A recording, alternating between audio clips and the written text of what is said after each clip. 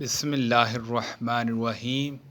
مکے میں نبی کریم صلی اللہ علیہ وسلم نے سورۃ النجم کی تلاوت کی اور سجدہ تلاوت کیا۔ آپ کے پاس جتنے آدمی تھے، مسلمان اور کافر، ان سب نے بھی آپ کے ساتھ سجدہ کیا۔ البتہ ایک بوڑھا شخص امیہ بن خلف اپنے ہاتھ میں کینکری یا مٹی اٹھا کر اپنی پیشانی تک لے گیا اور کہا، میرے لیے یہی کافی ہے۔ میں نے دیکھا کہ بعد میں وہ بوڑھا کافر ہی رہ کر مر گیا۔ نبی کریم صلی اللہ علیہ وسلم جمعے کے دن فجر کی نماز میں الم تنزل السجدہ اور هل اتى على الانسان سورۃ دہر پڑھا کرتے تھے۔ سورۃ سواد کا سجدہ کچھ تاکیدی سجدوں میں سے نہیں ہے، اور میں نے نبی کریم صلی اللہ علیہ وسلم کو سجدہ کرتے ہوئے دیکھا۔ نبی کریم صلی اللہ علیہ وسلم نے سورۃ النجم کی تلاوت کی اور اس میں سجدہ کیا۔ اس وقت قوم کا کوئی فرد، مسلمان اور کافر بھی ایسا نہ تھا جس نے سجدہ نہ کیا ہو۔ البتہ ایک شخص نے ہاتھ میں کینکری یا مٹی لے کر اپنے چہرے تک اٹھائی اور کہا کہ میرے لیے یہی کافی ہے۔ عبداللہ بن مسعود رضی اللہ عنہ نے کہا کہ بعد میں نے دیکھا کہ وہ کفر کی حالت ہی میں قتل ہوا۔ یہ امیہ بن خلف تھا۔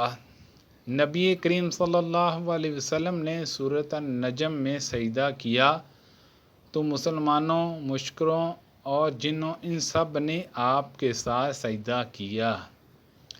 اس حدیث کی روایت ابراہیم بن طمان نے بھی ایوب سختیانی سے کی ہے۔ انہوں نے زید بن ثابت رضی اللہ عنہ سے سوال کیا۔ آپ نے یقین کے ساتھ اس امر کا اظہار کیا کہ نبی صلی اللہ علیہ وسلم کے سامنے سورۃ النجم کی تلاوت آپ نے کی تھی اور ان حضور صلی اللہ علیہ وسلم نے اس میں سجدہ نہیں کیا۔ میں نے رسول اللہ صلی اللہ علیہ وسلم کے سامنے سورۃ النجم کی تلاوت کی اور آپ صلی اللہ علیہ وسلم نے اس میں سجدہ نہیں کیا۔ میں نے ابو ہریرہ رضی اللہ عنہ کو سورۃ اذا السماء انشقت پڑھتے دیکھا۔ آپ نے اس میں سجدہ کیا۔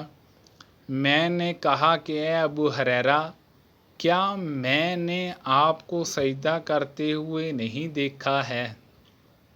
آپ نے کہا کہ اگر میں نبی کریم صلی اللہ علیہ وسلم کو سجدہ کرتے نہ دیکھتا تو میں بھی نہ کرتا۔ نبی کریم صلی اللہ علیہ وسلم ہماری موجودگی میں آیت سجدہ پڑھتے اور سجدہ کرتے تو ہم بھی آپ کے ساتھ ہجوم کی وجہ سے اس طرح سجدہ کرتے کہ پیشانی رکھنے کی جگہ بھی نہ ملتی جس پر سجدہ کرتے۔